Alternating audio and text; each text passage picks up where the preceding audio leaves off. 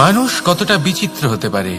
সব সময় স্বপ্ন দেখতে থাকে যে কাল আমি এটা করব, কাল আমি ওটা শুরু করব, কাল আমি ওটা সম্পন্ন করব। এই যে কাল শব্দটা, এই কাল অত্যন্ত বিচিত্র এক শব্দ। আমরা সবসময় এটাকে আসতে দেখতে পাই, কিন্তু এটা আসাতে বর্তমানে পরিণত হয়। আবার আজ নতুন কাল দেখতে পাই, তার জন্য অপেক্ষা করি, যখন সেটা সামনে আসে বর্তমানে পরিণত হয়। এই কাল সবসময় একটা মিথ্যে সান্ত্বনা দেয় যে সে আসছে, কিন্তু সে কখনোই আসে না। যেটা আপনার হাতে রয়েছে তা হলো আজ, বর্তমান।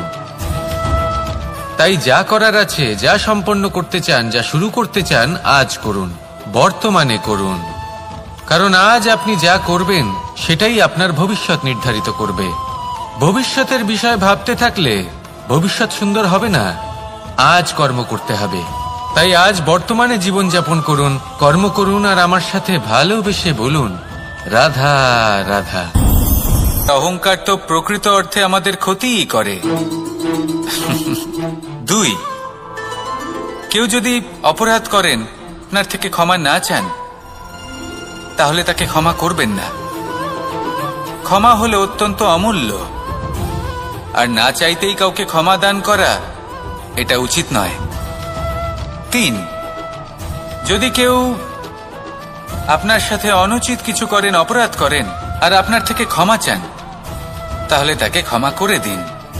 তাতে আপনার অন্তরের করুণাবোধ জাগ্রত হবে, প্রেম জাগ্রত হবে, আর তা আপনার জন্য শুভ হবে।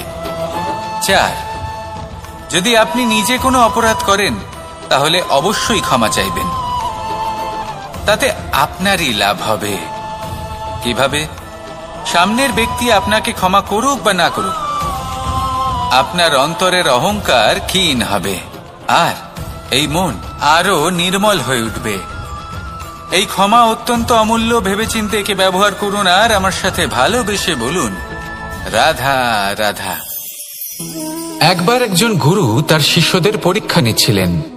উনি ওনার প্রত্যেক শিষ্যকে একটি করে পাখি দিয়ে বললেন সেই পাখির বলি দিতে হবে, কিন্তু এমন এক স্থানে যেখানে কেউ তাদের দেখতে পাচ্ছে না।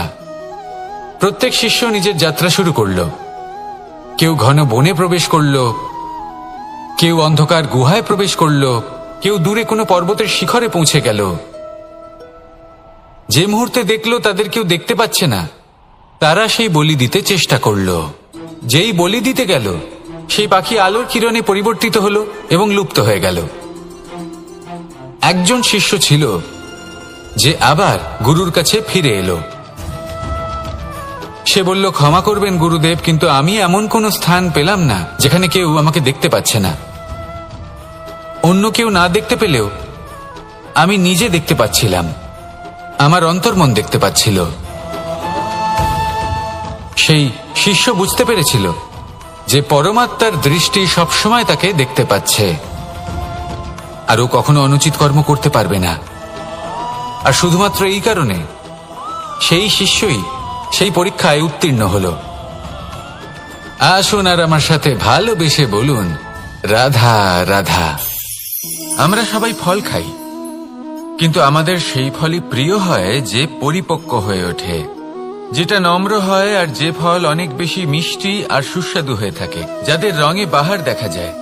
সেইভাবে জীবনে আমরা নানান মানুষের সাথে পরিচিত হই, কিন্তু সেই মানুষই আমাদের মন ছুঁয়ে যায় যারা বিনম্র স্বভাবের, যাদের বাণী খুব মধুর, যাদের অন্তরে আত্মবিশ্বাসের একটা তেজ, একটা রং দেখা যায়। এবার এমন ব্যক্তি আমরা কি করে হব? ঠিক সেইভাবেই যেমন একটা ফল রোদ, বর্ষা, শীত, বায়ু এই সকল সংকটময় পরিস্থিতির সম্মুখীন হয়ে পরিপক্ক হয়ে ওঠে, সেইভাবেই মানুষ সংকটময় পরিস্থিতির সম্মুখীন হয়ে পরিপক্ক হয়ে ওঠেন। যদি এই সংকটের সম্মুখীন হন, তাহলে অভিজ্ঞ হবেন, আর এই অভিজ্ঞতাই শিক্ষা দিয়ে যাবে। এই অভিজ্ঞতা আমাদের শিখিয়ে দেয় যে আমাদের বিনম্র থাকতে হবে। অহংকার করে কোনো লাভ নেই। মধুর বাণীর যে কি মূল্য তা আমরা শিখতে পারি। এই অভিজ্ঞতাই আমাদের বুঝিয়ে দেয় যে উচিত অনুচিত কোনটা, আমাদের দৃষ্টিভঙ্গি তৈরি করে, আর এই দৃষ্টিভঙ্গি দ্বারা আত্মবিশ্বাস জাগ্রত হয়। সেই জন্য জীবনে কখনো বিপদ থেকে দূরে পালাবেন না, সেগুলোর সম্মুখীন হন, অভিজ্ঞতা লাভ করুন, তার থেকে শিক্ষা লাভ করুন, এইভাবেই পরিপক্ক হবেন। আসুন আমার সাথে ভালোবেসে বলুন, রাধা রাধা। মানুষ বর্তমানে নিজের জীবন অতিবাহিত করেন, কিন্তু তার জীবনে অতীতকাল এবং ভবিষ্যৎকাল এই দুটোরই সমান গুরুত্ব রয়েছে। অতীতকাল অতিবাহিত হয়ে গেছে এবং সেটা জীবিত থাকে আমাদের স্মৃতি হিসেবে, এবং ভবিষ্যৎ হলো সেটাই যেটা আমরা শুধুমাত্র কল্পনাই করতে পারি। এবার অতীতের কিছু স্মৃতি এমন থাকে যা আমাদের কাছে আনন্দময় হয় না, তা কটু হয়, দুঃখজনক হয়, যন্ত্রণাদায়ক হয়। আমরা যা কিছুই করি তা বদলে ফেলতে পারবো না, কিন্তু ভবিষ্যৎকাল সেটা আমরা রচনা অবশ্যই করতে পারি, যদি আজ আমরা শ্রেষ্ঠ কর্ম করি। যদি আজকের এই দিনটা আমরা আনন্দের সাথে অতিবাহিত করি, সুখের সাথে অতিবাহিত করি, এক একটা মুহূর্ত আমরা আনন্দ এবং ভালোবাসার সাথে অতিবাহিত করি, আপনার আজকের এই কর্ম আপনার ভবিষ্যৎ নির্ধারণ করবে। আজ আপনি যেভাবে জীবন কাটাবেন তা ভবিষ্যতে গিয়ে অতীতকালে পরিণত হবে, আর তখন আপনি এমন স্মৃতি খুঁজে পাবেন যেখানে আপনি প্রত্যেকটি মুহূর্ত প্রেম এবং আনন্দের সাথে অতিবাহিত করেছেন, এবং সেই স্মৃতি মধুর হবে। তাহলে আজ শ্রেষ্ঠ এবং উচিত কর্ম করুন, আপনি নিশ্চিত রূপে একটি উজ্জ্বল, শুদ্ধ, পবিত্র এবং আনন্দময় ভবিষ্যৎ লাভ করবেন। আসুন আমার সাথে ভালোবেসে বলুন, রাধা রাধা। এই সংসারে অনেক অনেক এমন জ্ঞানী আছেন যারা নিজের সমস্ত জীবন জ্ঞান অর্জন করতে অতিবাহিত করেছেন। এই সংসারে এমন কোনো বেদ নেই, কোনো পুরাণ নেই, কোনো শাস্ত্র নেই, কোনো ভাষা নেই যা ওনারা জানেন না। এমন কোনো বিষয় নেই যা নিয়ে ওনারা কোনো বক্তব্য রাখতে পারবেন না। কিন্তু আমরা এই সকল জ্ঞানীকে কি ভালোবাসতে পারি? এনাদের সকলকে সম্মান করতে পারি না। কারণটা কি? দেখুন, বেদ পড়া একটি আলাদা বিষয়, বেদনা বুঝতে পারা অন্য ব্যাপার, এবং বেদনা বোঝার জন্য, সেই জ্ঞান লাভ করার জন্য আপনাকে মন থেকে করুণা এবং প্রেমের সঠিক অর্থ বুঝতে হবে। সামনের ব্যক্তির বেদনা বুঝতে হবে, তার যন্ত্রণাকে বুঝতে হবে। তারপর যে জ্ঞান আপনি অর্জন করেছেন বেদ থেকে, পুরাণ থেকে, শাস্ত্র থেকে, তা প্রয়োগ করে তার বেদনার নিবারণ করা, সেটা বেশি গুরুত্বপূর্ণ। সেই জন্য জীবনে শুধুমাত্র শাস্ত্র এবং বেদ পড়ে জ্ঞান অর্জন করতে সময় নষ্ট করবেন না। মন থেকে প্রেমের কি অর্থ সেই বিষয়ে জ্ঞান লাভ করার চেষ্টা করুন, করুণাও বুঝতে চেষ্টা করুন। একজন শ্রেষ্ঠ ব্যক্তি হয়ে উঠুন, আর আমার সাথে ভালোবেসে বলুন, রাধা রাধা।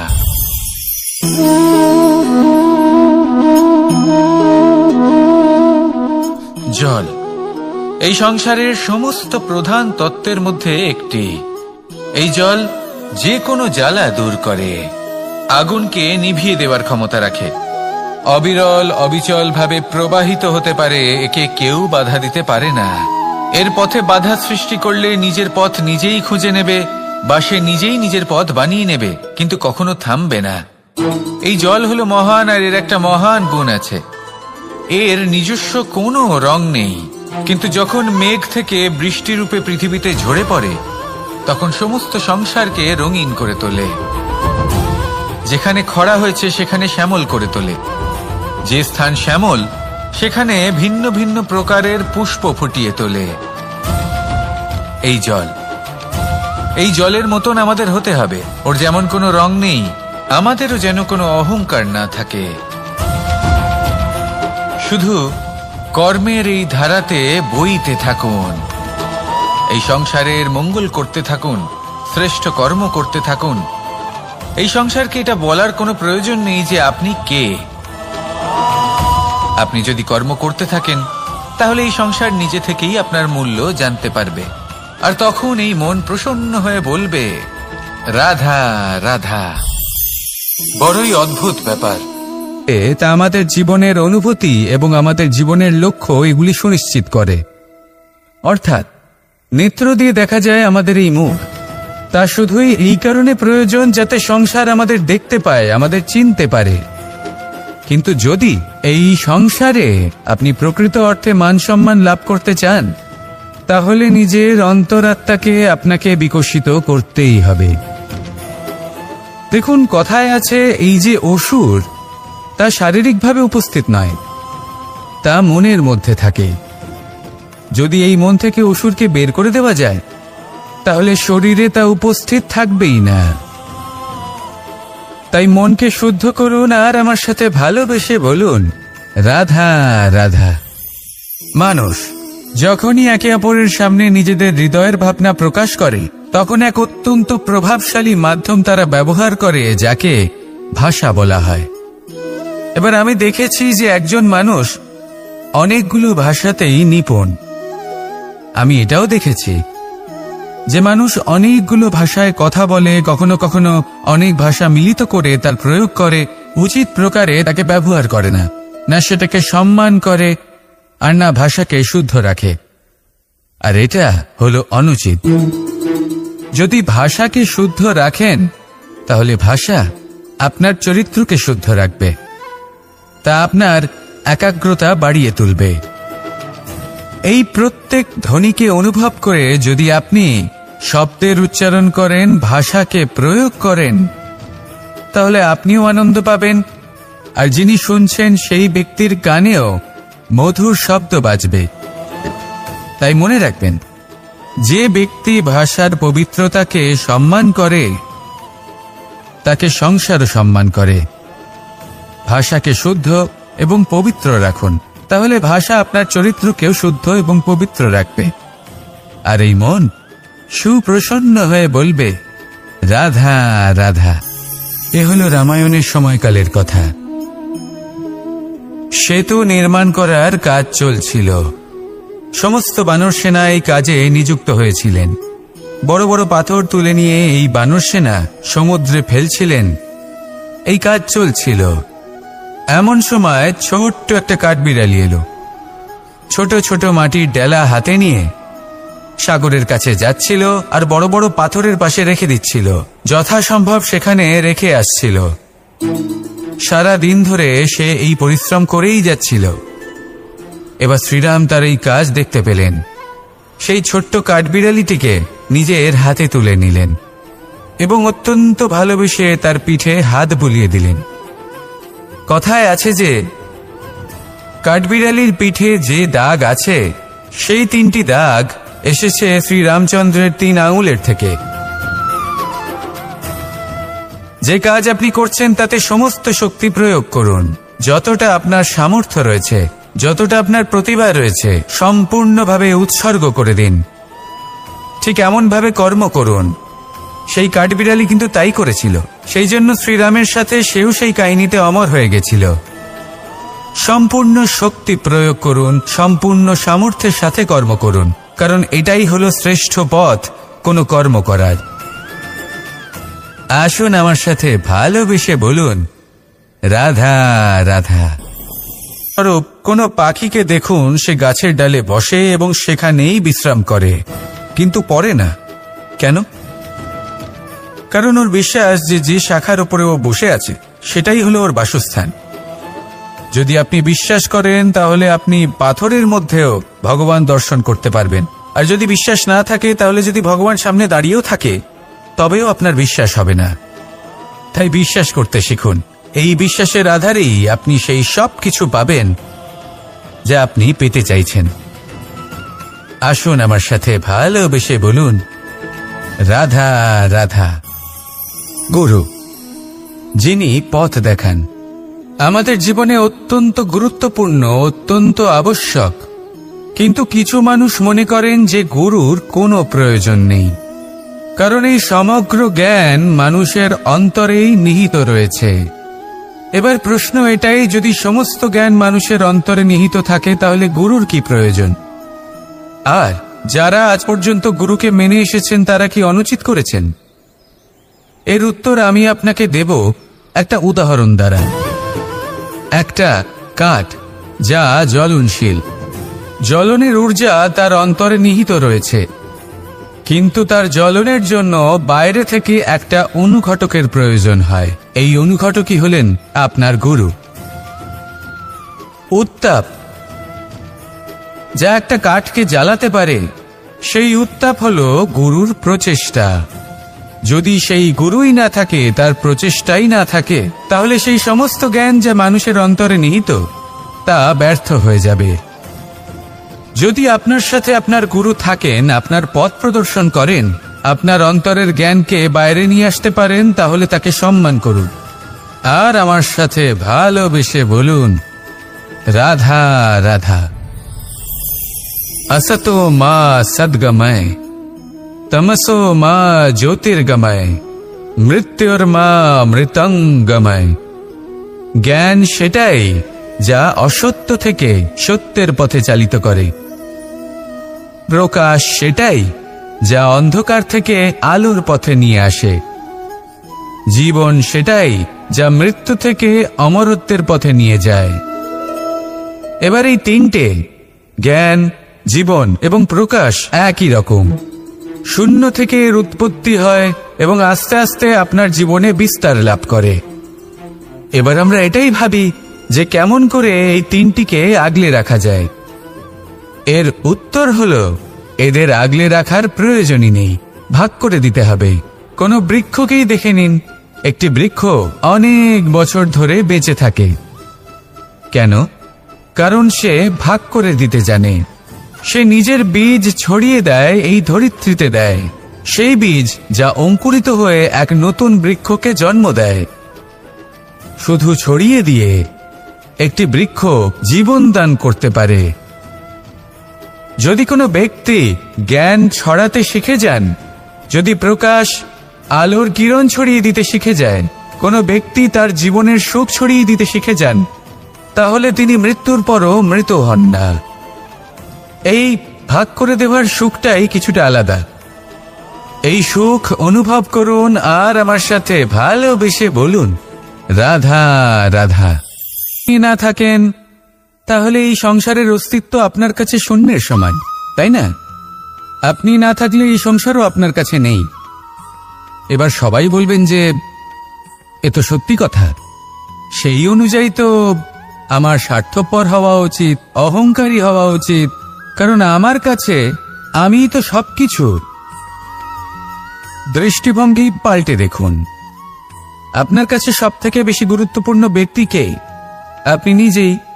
সেই মানুষটি কেমন হওয়া উচিত একটু ভেবে দেখুন। সবসময় সকলকে সাহায্য করুন, একসাথে মিলে পরিশ্রম করুন, সাহায্য করুন অন্যদেরকে। এটা অতি আবশ্যক। এবং তার থেকেও বেশি গুরুত্বপূর্ণ হলো এটাই যে আপনার মনে যেন কখনো এই বিষয়ে ভয় না থাকে যে আমি আমার প্রিয়জনদের, আমার কাছের মানুষগুলিকে হারিয়ে ফেলব। এই ভয় কখনোই মনের মধ্যে থাকা উচিত নয়।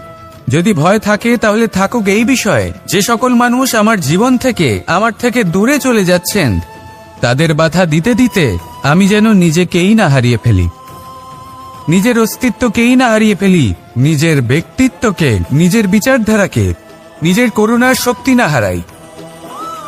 তাহলে এই ভয় ত্যাগ করুন আর আমার সাথে ভালোবেসে বলুন, রাধা রাধা। এই ফল কি তা বলার কোনো প্রয়োজন নেই। এই ফল কতটা সুস্বাদু সেটাও বলার কোনো প্রয়োজন নেই। ধরুন এমন কোনো মানুষ আসলেন যিনি জানেন না এটা কোন ফল। তিনি এটা দেখে ভাববেন এ তো কাঁটার একটা গুচ্ছ মনে হচ্ছে, নিয়ে ফেলে দেবেন। সেখানে দ্বিতীয় কোনো ব্যক্তি যিনি বুঝদার, তিনি দেখবেন, ভাববেন যে প্রকৃতি এর গায়ে এত কাঁটা কেন দিয়েছে? অবশ্যই সুরক্ষার জন্য দিয়েছে, অর্থাৎ ভিতরে অবশ্যই অমূল্য কিছু রয়েছে। সেই ধরনের ব্যক্তি এই ফলের অন্তরে প্রবেশ করেন এবং এই ফলের আনন্দ উপভোগ করেন। এরকমই কিছুটা আমাদের সংসারেও আমরা দেখতে পাই। প্রত্যেকদিন আমরা নতুন নতুন মানুষের সাথে পরিচিত হই। এমন কিছু ব্যক্তি থাকেন যাদের সাথে প্রথম আলাপের পর আমাদের এটা মনে হয় যে এই ব্যক্তিকে দেখে একটু রাগী ব্যক্তি মনে হচ্ছে, বড়ই অহংকারী বোধ হচ্ছে, উদ্ধত মনে হচ্ছে। বেশিরভাগ মানুষ প্রথম আলাপের পরে তাদের সাথে দূরত্ব বজায় রাখবেন। কিন্তু যিনি বুঝদার ব্যক্তি, তিনি ভাববেন যে এই ব্যক্তি এমন কেন করছেন। হয়তো সুরক্ষার খাতিরে এই ব্যক্তি নিজেকে এরকম করে তুলেছেন যাতে অন্য কোনো ব্যক্তি এসে ওনার সময় নষ্ট না করেন, ওনার আবেগের সাথে ছলনা না করেন, খেলা না করেন। হয়তো অতীতে এমন কোনো ঘটনা ঘটেছে যার জন্য এই ব্যক্তি কিছুটা এরকম হয়ে গেছেন। এমনই একজন ব্যক্তি সেই ব্যক্তির মনের গভীর পর্যন্ত পৌঁছতে পারেন আর সেখান থেকে শুভ গুণগুলিকে বাইরে বের করে আনতে পারেন।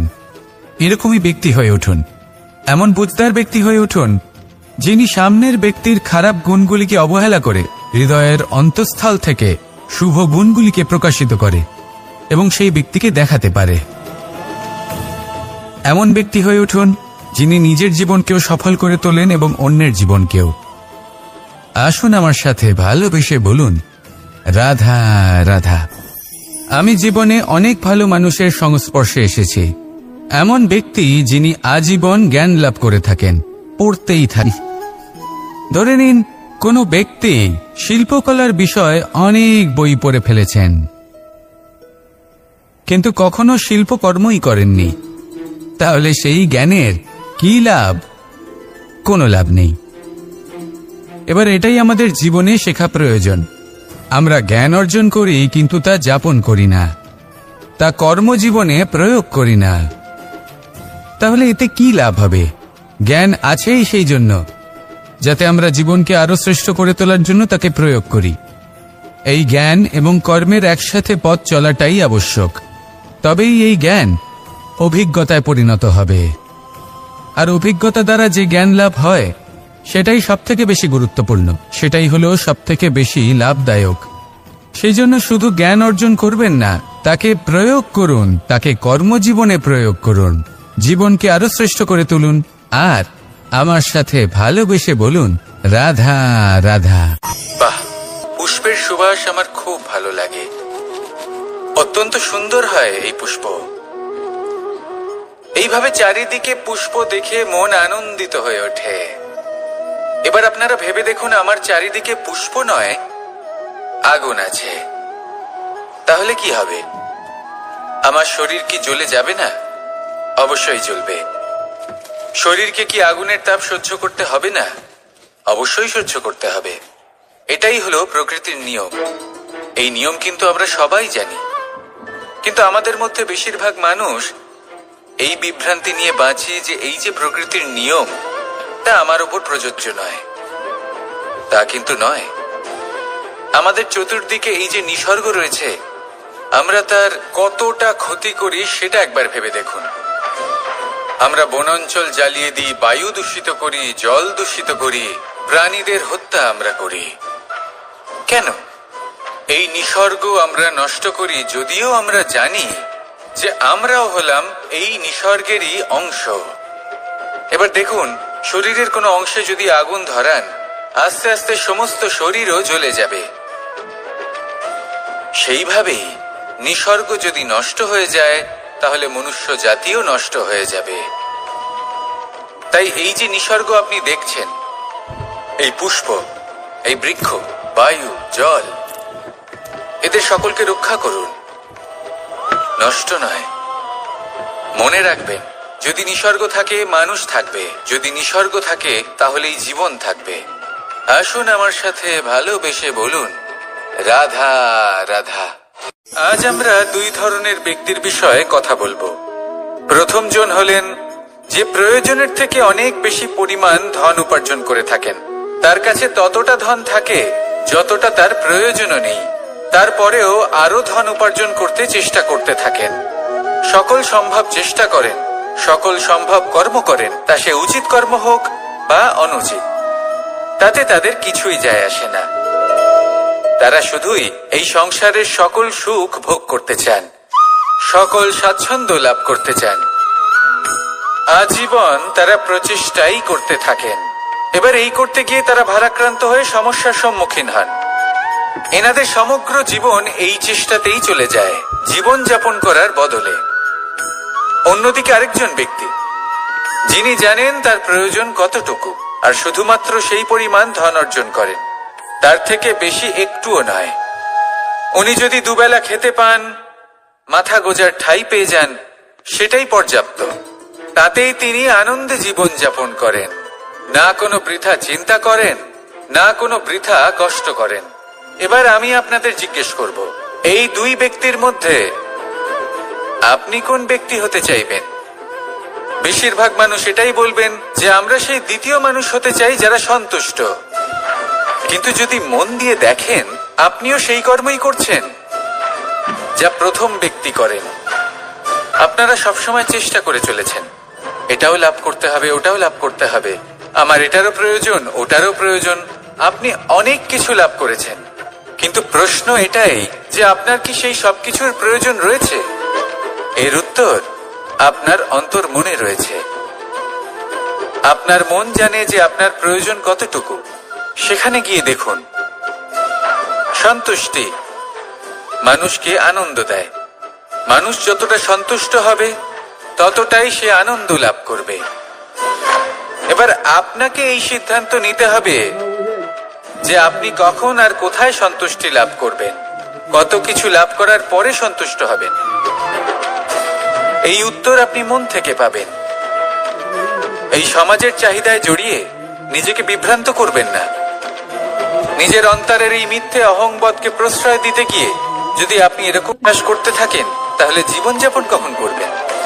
থেমে যান, শান্ত হয়ে যান, নিজের অন্তর মনে নিমজ্জিত হয়ে দেখুন যে সন্তুষ্টি কোথায়। এই সন্তুষ্টি লাভ করুন। এই মন প্রসন্ন হয়ে বলবে, রাধা রাধা। যত শক্তিশালী এই মন, তত শক্তিশালী এই শরীরও। এই যে আমাদের শরীর, এটা আসলে কি? এ হলো একটা রথের মতো। আর একটা রথ ততক্ষণ চলতে পারবে না যতক্ষণ না তাকে কোনো সারথি চালাবে। এই মন হলো শরীরের সারথি। এবার ভাবুন, যদি এই সারথি শক্তিহীন হয়, দুর্বল হয়, তাহলে এই রথের কি হবে? এটা উচিত পথে চলতে পারবে না, উচিত গতিতে চলতে পারবে না, মন মতো স্থানে এটা পৌঁছতেও পারবে না। সেই জন্য মনের শক্তি অত্যন্ত প্রয়োজনীয়। এবার মনের শক্তি আমরা কোথা থেকে লাভ করি? দৃঢ়তার শক্তি থেকে। এবার এই শক্তি আমরা কিভাবে বাড়াতে পারি? আমরা প্রতিদিন কিছু নতুন স্থির করি, কিছু ছোট, কিছু বড়। আর যেই আমরা নতুন কিছু পূর্ণ করি, আমাদের মনের শক্তি বেড়ে যায়। আর যদি পূর্ণ না করতে পারি, মনের শক্তি কমে যায়। একটা দেওয়ালের মতো ছোট ছোট ছোট ছোট শিলা আমরা একটার পর একটা স্থাপন করে একটা দেওয়াল তৈরি করি। এতগুলো পাথর যখন একত্রিত হয়ে যায়, তখন এমন এক দেওয়াল তৈরি হয় যাকে ভাঙা প্রায় অসম্ভব হয়ে দাঁড়ায়। সেরকমই হয় মন এবং দৃঢ়তা। ছোট ছোট কাজ করে নিজের লক্ষ্য পূর্ণ করুন। এই লক্ষ্য যদি পূর্ণ হয়, তবে মনের শক্তি বাড়বে। কিছুটা এইভাবে যে যত বড়ই বিপদ আসুক না কেন, সেই বিপদ নিজে হার মেনে নেবে, কিন্তু আপনার মন ততটাই শক্তিশালী থাকবে। তাই মনের শক্তি বাড়াতে থাকুন, যাতে আপনি উচিত পথে চলতে পারেন, উচিত গতিতে চলেন, আর মনোবাঞ্ছিত স্থানে পৌঁছতে পারেন। তবেই এই মন প্রসন্ন হয়ে বলবে, রাধা রাধা। বৃক্ষকে দেখুন, অত্যন্ত শক্তিশালী বৃক্ষ। এটা সবারই প্রিয়। তা সে ছোট হোক বা বড়, বৃদ্ধ হোক বা জোয়ান, সবাই ভালোবাসে এই বৃক্ষকে। আর সত্যি বলতে এই বৃক্ষ সবাইকে সেবা করে, সবাইকে ফল দান করে, সবাইকে ছায়া প্রদান করে। দূর থেকে দেখে মনে হয় এর কোনো পরিচর্যার প্রয়োজনই নেই। কিন্তু একজন কুশল মালী এইভাবে ভাবেন না। তিনি সময় অন্তরে খুব খুঁটিয়ে এই গাছ নিরীক্ষণ করেন, দেখতে থাকেন। যদি কোনো এমন শাখা থাকে যা রোগগ্রস্ত, তাহলে সেটা কেটে আলাদা করে দেন। যদি এমন কোনো শাখা থাকে যা মৃত, তাহলে সেটা আলাদা করে দেন। আর এইভাবে উপযুক্ত দেখাশোনা করার কারণেই এই বৃক্ষ এইভাবে সুস্থ হয়ে থাকে, সতেজ হয়ে থাকে, সবার সেবা করতে থাকে। আপনাকেও নিজের সাথে সেটাই করতে হবে। নিজের জন্য আপনাকে একজন কুশল মালী হয়ে উঠতে হবে। রক্ষা করতে হবে নিজের শরীরের, নিজের মনের। আপনার শরীর যদি রোগগ্রস্ত হয়ে পড়ে, তাহলে ওষুধ গ্রহণ করতে হবে। যদি এই মন কোনো এক কারণে বিচলিত হয়ে পড়ে, তাহলে তার থেকে নিজেকে মুক্ত করতে হবে। আপনি যদি নিজের যত্ন নেন, তবেই এই বৃক্ষের মতো হতে পারবেন। সেই বৃক্ষ যে সবারই প্রিয়, সবাইকেই সেবা করে। আসুন আমার সাথে ভালোবেসে বলুন, রাধা রাধা। ভোজনের দ্বারাই শরীর পুষ্টি লাভ করে। ছোটবেলা থেকে আজ পর্যন্ত যাই আপনার ভোজন হয়ে থাকুক, যাই আপনার আহার হয়ে থাকুক, সেই অনুসারেই আপনার শরীর গঠিত হয়েছে। এই ভোজন অত্যন্ত গুরুত্বপূর্ণ, সেই জন্য এর প্রত্যেক অংশকে বোঝা খুব আবশ্যক। প্রথম অংশ, যে আমরা কি গ্রহণ করছি, এই ভোজন কোন স্থান থেকে আসছে সেটা বুঝুন। দ্বিতীয় অংশ, ভোজন কে বানাচ্ছেন। এই ভোজন সর্বশ্রেষ্ঠ তখনই হয় যখন মাতার হাতে তৈরি করা ভোজন হয়। কিন্তু যদি মাতার তৈরি করা ভোজন আপনি প্রাপ্ত নাও করতে পারেন, তাহলে সেই ব্যক্তির ভোজন তৈরি করা উচিত যিনি সাত্ত্বিক। তৃতীয় অংশ, কোন স্থানে আপনি ভোজন গ্রহণ করছেন। যে স্থানে আপনি ভোজন গ্রহণ করছেন তা সাত্ত্বিক হওয়া উচিত। তাহলে অত্যন্ত গুরুত্বপূর্ণ। এবং চতুর্থ সবথেকে গুরুত্বপূর্ণ অংশ, তা হলো এই ভোজন আপনি যার দ্বারা প্রাপ্ত করেছেন, যেখান থেকে প্রাপ্ত করেছেন, যে স্থানে বসে আপনি ভোজন গ্রহণ করছেন তার প্রতি কৃতজ্ঞতা প্রকাশ করুন এবং ভোজন পূর্ণরূপে সমাপ্ত করুন। তবেই এই ভোজন আপনাকে সুখী জীবন দান করবে, সুস্থ শরীর দেবে, আর এই মন তা সুপ্রসন্ন হয়ে বলবে, রাধা রাধা। এই হলো বট গাছের একটা বীজ।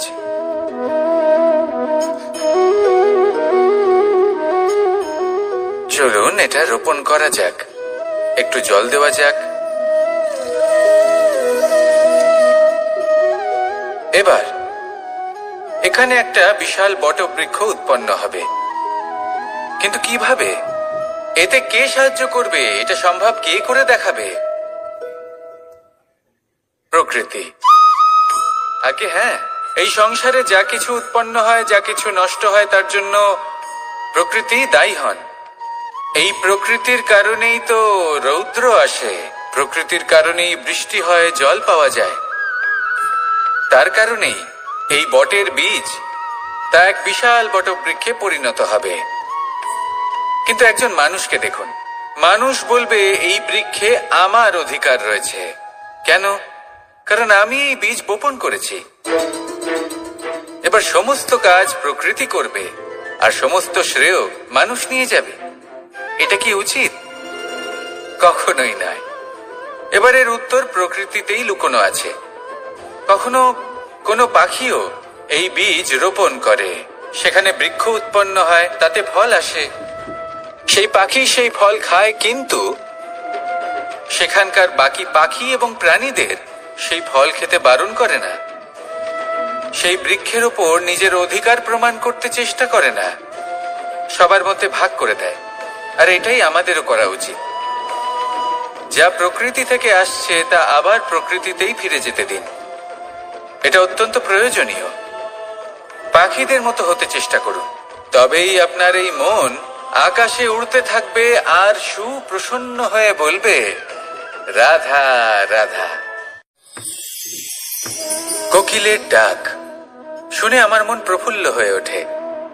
কোকিল হলো আমার অত্যন্ত প্রিয়। এরকমই আরো একটা পাখি আছে, কাক।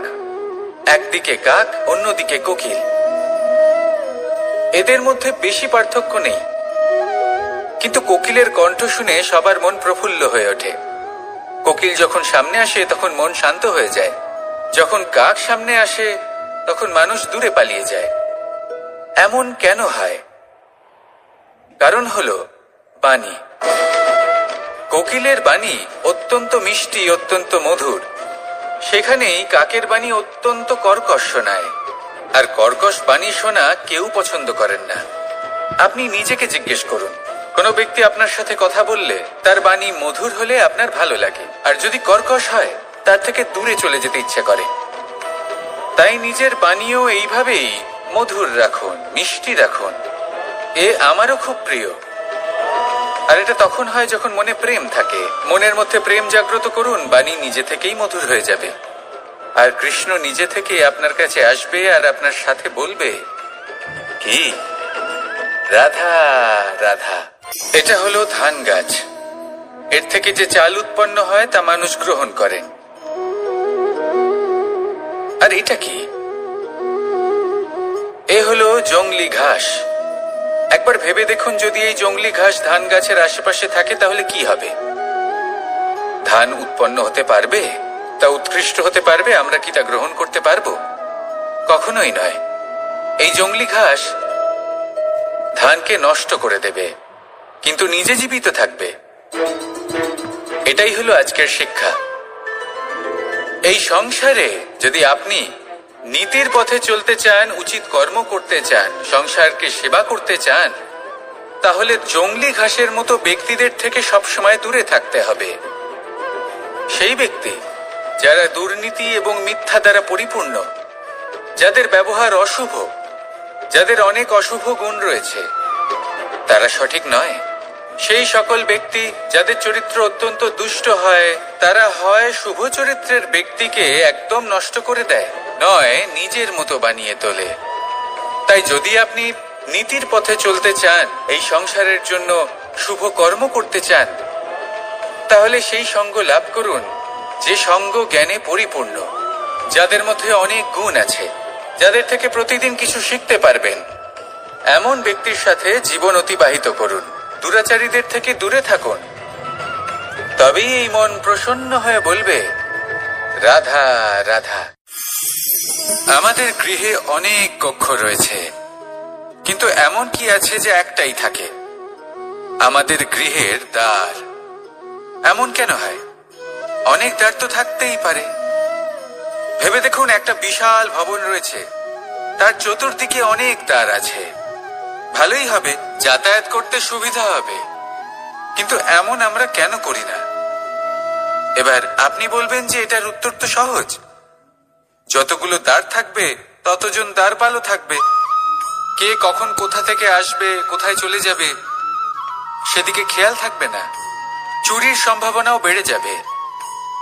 যাক, এই বিষয় অন্তত আপনি বোঝেন। সেই জন্য আপনার গৃহে একটাই দ্বার রয়েছে। কিন্তু আপনার মনের বিষয় কি জানেন? আপনার মনেও কি কোনো দ্বার আছে? নেই? তার মানে যে কোনো ব্যক্তি যেখান থেকে খুশি আসতে পারে, আর আপনার মনে যা খুশি প্রবেশ করিয়ে চলে যেতে পারে। কোনো বাধার সম্মুখীন না হয়ে কোনো ব্যক্তি আপনার মনে যা কিছু প্রবেশ করিয়ে চলে যাবে, তা সে আমাদের পক্ষে শুভ হোক, অশুভ হোক, বা যতই ঘাতক হোক না কেন। সেই ভাবনা হতে পারে বাসনাময়, ক্রোধে পরিপূর্ণ, মতভেদে পরিপূর্ণ, বিদ্বেষ বা অহংকারে পরিপূর্ণ, বা কোনো ব্যর্থ ভাবনা হতে পারে। বিশ্বের যে কোনো ভাবনা মনে এসে বসবাস করতে পারে। এবার মনে যা ভাবনা থাকবে, মন সেটাই অনুভব করবে। নেতিবাচক ভাবনা যদি মনে ঘর করে, মন সুখ অনুভব কি করে করবে? সেই জন্য আবশ্যক হলো মনের মাঝে ইতিবাচক সত্তার দ্বার গড়ে তোলা। অর্থাৎ কোনো ভাবনা যদি আসে এবং ইতিবাচক হয়, তাহলে তাকে মনে প্রবেশ করতে দিন। যদি তা আপনাকে আর্থিক, সামাজিক, পারিবারিক, আধ্যাত্মিক লাভ দেয়, তাহলে তাকে প্রবেশ করতে দিন। যদি না দেয়, যদি তা নেতিবাচক ভাবনা হয়, তাকে দ্বার থেকেই আবার ফিরিয়ে দিন। যত শুভ চিন্তায় থাকবে এই মন, ততই শুভ হবে আপনার জীবন। আর এই মন সুপ্রসন্ন হয়ে বলবে, রাধা রাধা। মানুষ ছোট হোক বা বড়, রাজা হোক বা দরিদ্র, সমস্ত মানুষের মধ্যে একটা সামঞ্জস্য থাকে। সমস্ত মানুষের কাছে তার প্রশংসা অত্যন্ত গুরুত্বপূর্ণ। সে খুবই প্রসন্ন হয় যদি আপনি তার প্রশংসা করেন। কিন্তু আপনি যদি তাকে এটা বলেন যে এটা তোমার ভুল ছিল, তোমার কিছু খামতি ছিল, তখন সেটা সে মানতে রাজিই থাকে না। সব মানুষ এটা শুনতে পছন্দ করে যে সে যেটা করেছে সেটাই সর্বোত্তম। এবার আমি আপনাকে একটা কথা বলি। এই হলো নিন্দা, এই হলো প্রশংসা, আর এই হলো সত্য, যা সবার থেকে উচ্চস্থানীয়। সেই জন্য মানুষ আয়না দেখে। আয়না তাকে তার সৌন্দর্য দেখায় না, তাকে দেখায় যা সত্য, যাতে মানুষ আরো সুন্দর হওয়ার চেষ্টা করতে থাকে। তাই আয়না অত্যন্ত গুরুত্বপূর্ণ সত্যকে জানার জন্য। জীবনে নিন্দুকের মাহাত্ম্য প্রশংসকের মাহাত্ম্যের থেকে অনেক বেশি। কেন? কারণ তারা আপনাকে আপনার খামতি দেখায়, আপনার ভুলগুলো বুঝিয়ে দেয়, আপনাকে একটা সুযোগ দেয় নিজেকে শুধরে নিতে। নিজেকে আরো শ্রেষ্ঠ করে তুলতে, যা প্রশংসক করতে পারে না। তাই জীবনে যদি কখনো নিন্দা করা হয়, তাকে ভালোবেসে গ্রহণ করুন, ধন্যাত্মক রূপে গ্রহণ করুন। যদি নিজেকে কোনো শিক্ষা দেওয়া সম্ভব হয় তাহলে অবশ্যই দিন। দেখবেন মন প্রসন্ন হয়ে বলবে, রাধা রাধা।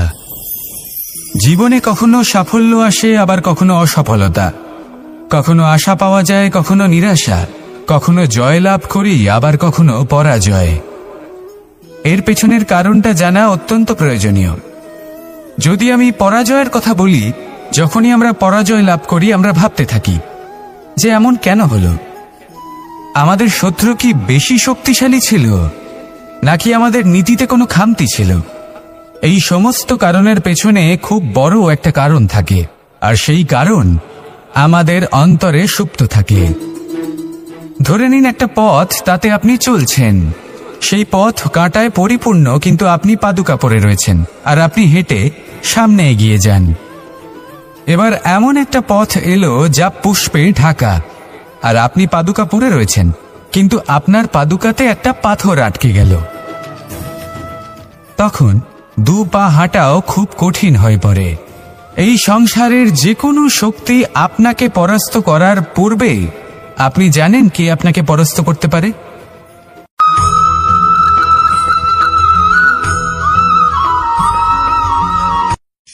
অগ্নি, চতুর্থ তত্ত্ব, সব থেকে বেশি গুরুত্বপূর্ণ, কিন্তু তার থেকেও বেশি ভয়াবহ। কখনো অগ্নিকে নিয়ন্ত্রিত রূপে উনুনে জ্বলতে দেখেছেন? এই অগ্নি আমাদের খাবার বানাতে সাহায্য করে, যা আমাদের শক্তি প্রদান করে। কিন্তু এই অগ্নি যখন বিচলিত হয়ে, অনিয়ন্ত্রিত হয়ে কোনো বনের আগুন হয়ে ওঠে, তখন মহা বিনাশ ঘটে যায়। আপনারই অন্তরের ঊর্জা হলো এই অগ্নি। এটা আপনার শক্তিও, আপনার ক্রোধ। একে ব্যবহার কিভাবে করবেন তা আপনারই হাতে। যদি কোনো ব্যক্তি নিজের অন্তরের এই ঊর্জাকে ব্যবহার করেন শক্তির রূপে, তাহলে সে বিকাশ ঘটাতে পারে, নির্মাণ ঘটাতে পারে। কিন্তু যদি কোনো ব্যক্তি তার অন্তরের ঊর্জাকে বিধ্বংসী অস্ত্র বানিয়ে ফেলেন, তাহলে নিশ্চিত রূপে মহা বিনাশ ঘটতে পারে, যাতে বিনাশ তারও অবশ্যই হবে। অনেক বছর পূর্বে এমনই এক আগুনের দ্বারা এই সুন্দর পৃথিবীর নির্মাণ হয়েছিল, আর অনেক বছর পূর্বে এমন এক আগুনেই সমস্ত জীব এবং সংসার বিলুপ্ত হয়ে গেছিল। এবার আপনি আপনার অন্তরের ঊর্জা দ্বারা বিনাশ ঘটাতে চান নাকি নির্মাণ ঘটাতে চান, সেই সিদ্ধান্ত আপনারই। আসুন আমার সাথে ভালোবেসে বলুন, রাধা রাধা। असतो मा सद्गमय, तमसो मा ज्योतिर्गमय, मृत्युर्मा मृतंगमय। জ্ঞান সেটাই যা অসত্য থেকে সত্যের পথে চালিত করে। শুনতে পছন্দ করে যে সে যেটা করেছে সেটাই সর্বোত্তম। এবার আমি আপনাকে একটা কথা বলি। এ হলো নিন্দা, এ হলো প্রশংসা, আর এই হলো সত্য, যা সবার থেকে উচ্চস্থানীয়। সেই জন্য মানুষ আয়না দেখে। আয়না তাকে তার সৌন্দর্য দেখায় না, তাকে দেখায় যা সত্য, যাতে মানুষ আরো সুন্দর হওয়ার চেষ্টা করতে থাকে। তাই আয়না অত্যন্ত গুরুত্বপূর্ণ সত্যকে জানার জন্য। জীবনে নিন্দুকের মাহাত্ম্য প্রশংসকের মাহাত্ম্যের থেকে অনেক বেশি। কেন? কারণ তারা আপনাকে আপনার খামতি দেখায়, আপনার ভুলগুলো বুঝিয়ে দেয়, আপনাকে একটা সুযোগ দেয় নিজেকে শুধরে নিতে, নিজেকে আরো শ্রেষ্ঠ করে তুলতে, যা প্রশংসক করতে পারে না। তাই জীবনে যদি কখনো নিন্দা করা হয়, তাকে ভালোবেসে গ্রহণ করুন, ধন্যাত্মক রূপে গ্রহণ করুন। যদি নিজেকে কোনো শিক্ষা দেওয়া সম্ভব হয় তাহলে অবশ্যই দিন।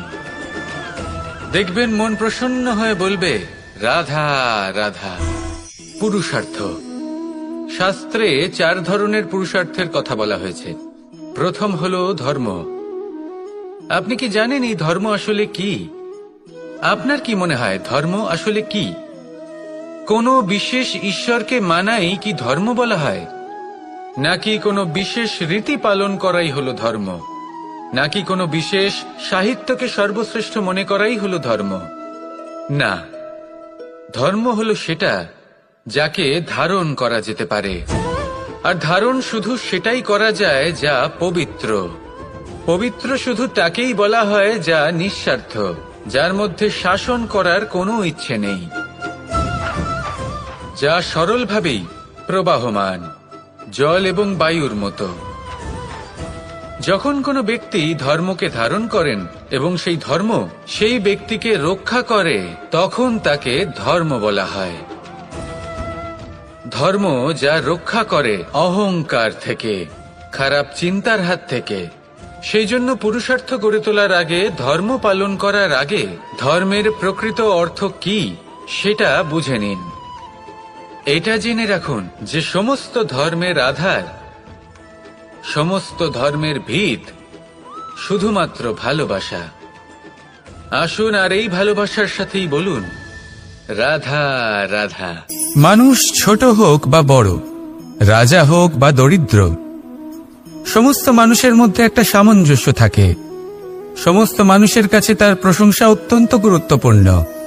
সে খুবই প্রসন্ন হয় যদি আপনি তার প্রশংসা করেন, কিন্তু আপনি যদি তাকে এটা বলেন যে এটা তোমার ভুল ছিল, তোমার কিছু খামতি ছিল, তখন সেটা সে মানতে রাজিই থাকে না। সব মানুষ এটা শুনতে পছন্দ করে যে সে যেটা করেছে সেটাই সর্বোত্তম।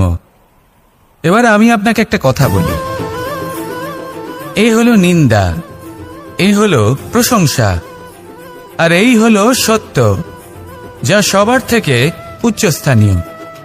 সেই জন্য মানুষ আয়না দেখে।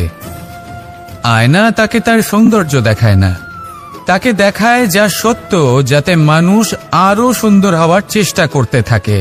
তাই আয়না অত্যন্ত গুরুত্বপূর্ণ সত্যকে জানার জন্য। জীবনে নিন্দুকের মাহাত্ম্য প্রশংসকের মাহাত্ম্যের থেকে অনেক বেশি। কেন? কারণ তারা আপনাকে আপনার খামতি দেখায়, আপনার ভুলগুলো বুঝিয়ে দেয়, আপনাকে একটা সুযোগ দেয় নিজেকে শুধরে নিতে, নিজেকে আরো শ্রেষ্ঠ করে তুলতে, যা প্রশংসক করতে পারে না। তাই জীবনে যদি কখনো নিন্দা করা হয়, তাকে ভালোবেসে গ্রহণ করুন, ধন্যাত্মক রূপে গ্রহণ করুন। যদি নিজেকে কোনো শিক্ষা দেওয়া সম্ভব হয় তাহলে অবশ্যই দিন। দেখবেন মন প্রসন্ন হয়ে বলবে রাধা রাধা। জীবনে কখনো সাফল্য আসে, আবার কখনো অসফলতা, কখনো আশা পাওয়া যায়, কখনো নিরাশা, কখনো জয় লাভ করি, আবার কখনো পরাজয়। এর পেছনের কারণটা জানা অত্যন্ত প্রয়োজনীয়।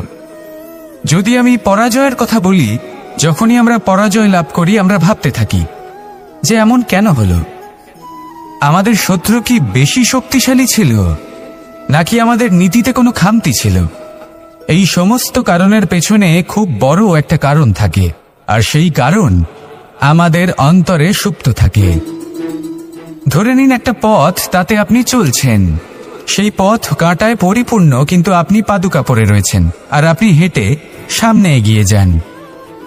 এবার এমন একটা পথ এলো যা পুষ্পে ঢাকা, আর আপনি পাদুকা পরে রয়েছেন, কিন্তু আপনার পাদুকাতে একটা পাথর আটকে গেল। তখন দু পা হাঁটাও খুব কঠিন হয়ে পড়ে। এই সংসারের যে কোনো শক্তি আপনাকে পরাস্ত করার পূর্বে আপনি জানেন কি আপনাকে পরাস্ত করতে পারে? আপনার অন্তরের দুর্বলতা, আপনার অন্তরের সেই সুপ্ত শত্রু। আর সেই জন্য ইতিবাচক মনোভাব গুরুত্বপূর্ণ হয়ে পড়ে। ভালো মানুষদের সাথে থাকুন, সৎসঙ্গে থাকুন, বন্ধুত্ব করুন, ভালোবাসুন। এই ভালোবাসা এত শক্তিশালী এক অস্ত্র যাকে ব্রহ্মাস্ত্র পরাস্ত করতে পারে না। এই সমস্যারূপী পাথর কিছুই নয়। আসুন আমার সাথে ভালোবেসে বলুন রাধা রাধা। মানুষের দুটো রূপ রয়েছে, এক আমাদের এই মুখ যা শুধুই চোখে দেখা যায়, আর দ্বিতীয় আমাদের এই মন যা শুধুমাত্র অন্তরাত্মা দ্বারা দেখা যায়। এবার আমাদের এই মুখ তা ঈশ্বর সকলকেই আগে থেকেই প্রদান করেছেন, কিন্তু এই মন কেমন হবে তা আমাদের জীবনের অনুভূতি এবং আমাদের জীবনের লক্ষ্য এগুলি সুনিশ্চিত করে। অর্থাৎ নেত্র দিয়ে দেখা যায় আমাদের এই মুখ, তা শুধুই এই কারণে প্রয়োজন যাতে সংসার আমাদের দেখতে পায়, আমাদের চিনতে পারে। কিন্তু যদি এই সংসারে আপনি প্রকৃত অর্থে মান সম্মান লাভ করতে চান, তাহলে নিজের অন্তরাত্মাকে আপনাকে বিকশিত করতেই হবে। দেখুন, কথায় আছে এই যে অসুর, তা শারীরিকভাবে উপস্থিত নয়, তা মনের মধ্যে থাকে। যদি এই মন থেকে অসুরকে বের করে দেওয়া যায়, তাহলে শরীরে তা উপস্থিত থাকবেই না। তাই মনকে শুদ্ধ করুন আর আমার সাথে ভালোবেসে বলুন, রাধা রাধা।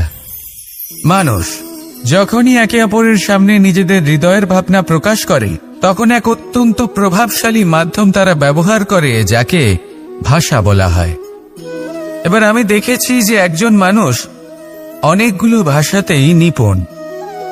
আমি এটাও দেখেছি যে মানুষ অনেকগুলো ভাষায় কথা বলে, কখনো কখনো অনেক ভাষা মিলিত করে তার প্রয়োগ করে, উচিত প্রকারে তাকে ব্যবহার করে না, না সেটাকে সম্মান করে, আর না ভাষাকে শুদ্ধ রাখে। আর এটা হলো অনুচিত। যদি ভাষাকে শুদ্ধ রাখেন, তাহলে ভাষা আপনার চরিত্রকে শুদ্ধ রাখবে, তা আপনার একাগ্রতা বাড়িয়ে তুলবে।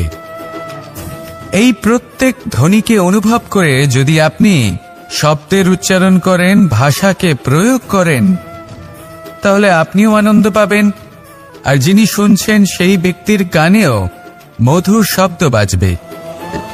তাই মনে রাখবেন, যে ব্যক্তি ভাষার পবিত্রতাকে সম্মান করে, তাকে সংসারও সম্মান করে। ভাষাকে শুদ্ধ এবং পবিত্র রাখুন, তাহলে ভাষা আপনার চরিত্রকেও শুদ্ধ এবং পবিত্র রাখবে। আর এই মন সুপ্রসন্ন হয়ে বলবে, রাধা রাধা। এ হলো রামায়ণের সময়কালের কথা। সেতু নির্মাণ করার কাজ চলছিল। সমস্ত বানর সেনা এই কাজে নিযুক্ত হয়েছিলেন। বড় বড় পাথর তুলে নিয়ে এই বানর সেনা সমুদ্রে ফেলছিলেন। এই কাজ চলছিল। এমন সময় ছোট্ট একটা কাঠবিড়ালি এলো। ছোট ছোট মাটির ডেলা হাতে নিয়ে সাগরের কাছে যাচ্ছিল, আর বড় বড় পাথরের পাশে রেখে দিচ্ছিল, যথাসম্ভব সেখানে রেখে আসছিল। সারা দিন ধরে সে এই পরিশ্রম করেই যাচ্ছিল। এবার শ্রীরাম তার এই কাজ দেখতে পেলেন। সেই ছোট্ট কাঠবিড়ালিটিকে নিজের হাতে তুলে নিলেন এবং অত্যন্ত ভালোবেসে তার পিঠে হাত বুলিয়ে দিলেন। কথায় আছে যে কাঠবিড়ালির পিঠে যে দাগ আছে, সেই 3টি দাগ এসেছে শ্রীরামচন্দ্রের 3 আঙুলের থেকে। যে কাজ আপনি করছেন তাতে সমস্ত শক্তি প্রয়োগ করুন। যতটা আপনার সামর্থ্য রয়েছে, যতটা আপনার প্রতিভা রয়েছে, সম্পূর্ণভাবে উৎসর্গ করে দিন। ঠিক এমনভাবে কর্ম করুন। সেই কাঠবিড়ালি কিন্তু তাই করেছিল। সেই জন্য শ্রীরামের সাথে সেও সেই কাহিনীতে অমর হয়ে গেছিল। সম্পূর্ণ শক্তি প্রয়োগ করুন, সম্পূর্ণ সামর্থ্যের সাথে কর্ম করুন, কারণ এটাই হলো শ্রেষ্ঠ পথ কোনো কর্ম করার। আসুন আমার সাথে ভালোবেসে বলুন, রাধা রাধা। এই সংসারে যখন সাফল্যের পথে আপনি অগ্রসর হবেন, তখন আপনার পরিশ্রম, একাগ্রতা, সাহসের সাথে সাথে সমাজের মানসিকতাও সহ্য করতে হবে। এই আমরা ভয়ভীত হয়ে পড়ি।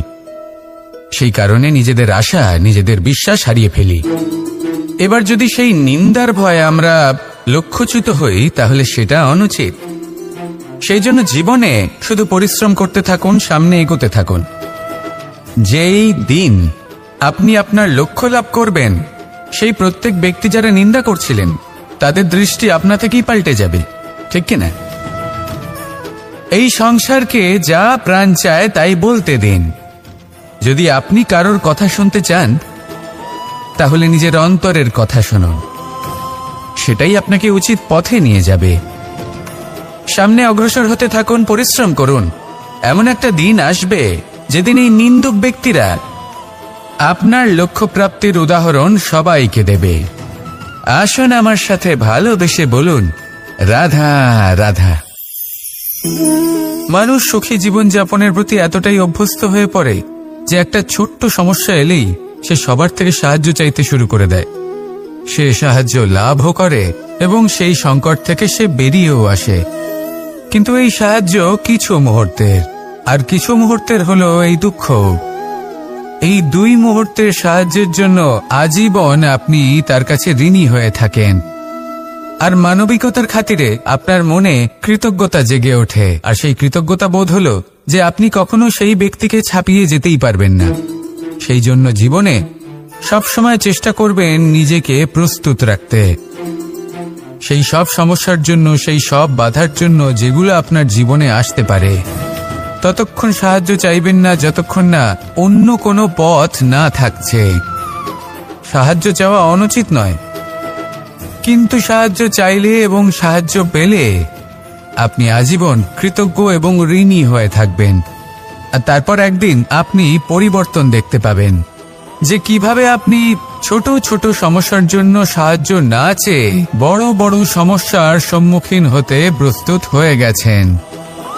এটাই হলো সংসারের নীতি। এটাই পালন করুন আর আমার সাথে ভালোবেসে বলুন, রাধা রাধা।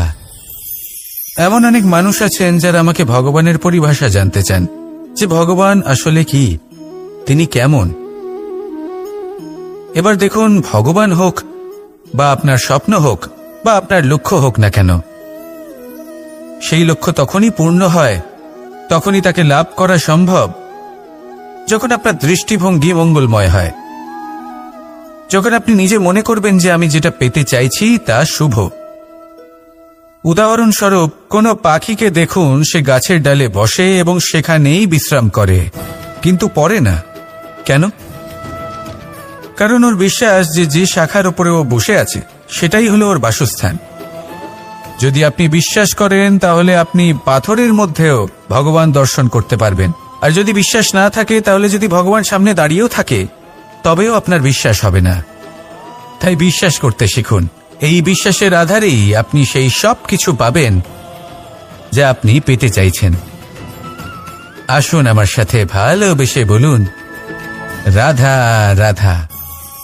গুরু, যিনি পথ দেখান, আমাদের জীবনে অত্যন্ত গুরুত্বপূর্ণ, অত্যন্ত আবশ্যক।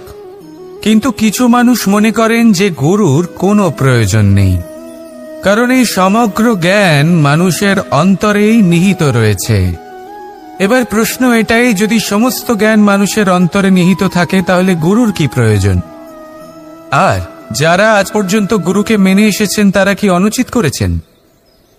এর উত্তর আমি আপনাকে দেব একটা উদাহরণ দ্বারা। একটা কাঠ যা জ্বলনশীল, জ্বলনের ঊর্জা তার অন্তরে নিহিত রয়েছে, কিন্তু তার জ্বলনের জন্য বাইরে থেকে একটা অনুঘটকের প্রয়োজন হয়। এই অনুঘটকই হলেন আপনার গুরু। উত্তাপ যা একটা কাঠকে জ্বালাতে পারে, সেই উত্তাপ হলো গুরুর প্রচেষ্টা। যদি সেই গুরুই না থাকে, তার প্রচেষ্টাই না থাকে, তাহলে সেই সমস্ত জ্ঞান যা মানুষের অন্তরে নিহিত তা ব্যর্থ হয়ে যাবে। যদি আপনার সাথে আপনার গুরু থাকেন, আপনার পথ প্রদর্শন করেন, আপনার অন্তরের জ্ঞানকে বাইরে নিয়ে আসতে পারেন, তাহলে তাকে সম্মান করুন আর আমার সাথে ভালোবেসে বলুন, রাধা রাধা। असतो मा सद्गमय, तमसो मा ज्योतिर्गमय, मृत्युर्मा मृतंगमय। ইনি কি মূল্য প্রদান করেন? প্রহার সহ্য করেন। আমরা এই ধরিত্রীতে প্রহার করে মাটি খুঁড়ে তাতে বীজ বপন করি, তবেই আমরা অন্ন লাভ করি, তবেই ফসল পাই। জীবনে যদি আপনাকে সফল হতে হয়, সম্মান পেতে হয়, যশ পেতে হয়, তাহলে আপনাকে মূল্য দিতেই হবে। যদি আপনি সাফল্য লাভ করতে চান, তাহলে দিন রাত আপনাকে ত্যাগ করতে হবে, যেখানে সমগ্র সংসার সন্তোষ অনুভব করছে আর আপনাকে করতে হচ্ছে পরিশ্রম। যদি আপনি সম্মান প্রাপ্ত করতে চান, তাহলে আপনাকে সেই সুখ ত্যাগ করতে হবে যা সবার কাছে রয়েছে। যদি আপনি যশ লাভ করতে চান, তাহলে নিজের অন্তরকে মেরে ফেলা আপনাকে শিখতে হবে, তবেই আপনি যশ লাভ করবেন। জীবনে শুধুমাত্র ধন মূল্যবান নয়, কিন্তু এই যে মূল্যের কথা আমি বলছি, সেটা যদি আপনি দিতে পারেন, তাহলে নিশ্চিত রূপে এটা আপনাকে আরো মূল্যবান করে তুলবে। নিশ্চিত রূপে গড়ে তুলবে। তাহলে এটাই করুন আর আমার সাথে ভালোবেসে বলুন, রাধা রাধা।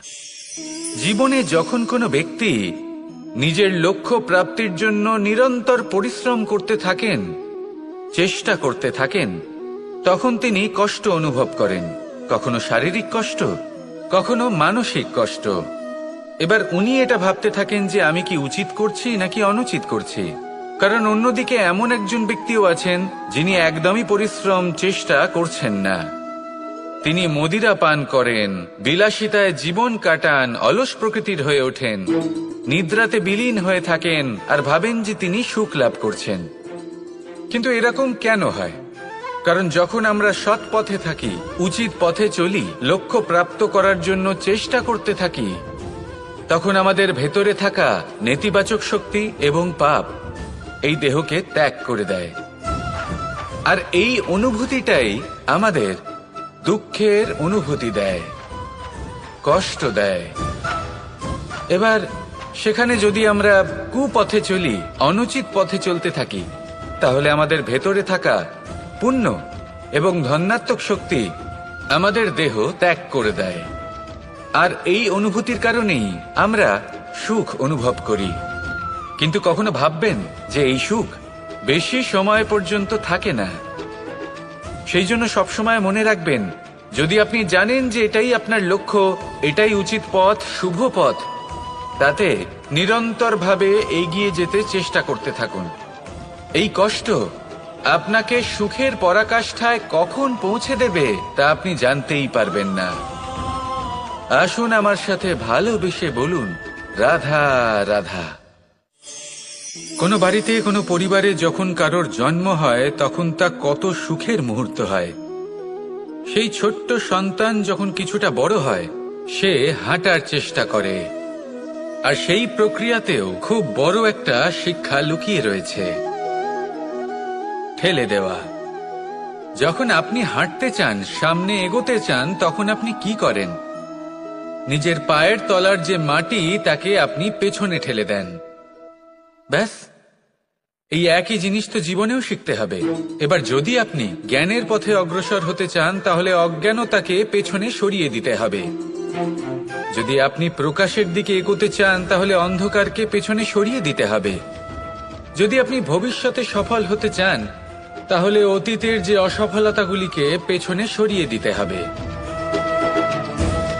যে জল বইতে বইতে থেমে যায়, তাকে আমরা নালা বলে থাকি। তার থেকে দুর্গন্ধ বের হয়। কিন্তু যে জল বইতেই থাকে, তাকেই আমরা পবিত্র জল বলি। তাহলে আপনিও কর্ম করতে থাকুন, কখনো থামবেন না। আর আমার সাথে ভালোবেসে বলুন, রাধা রাধা।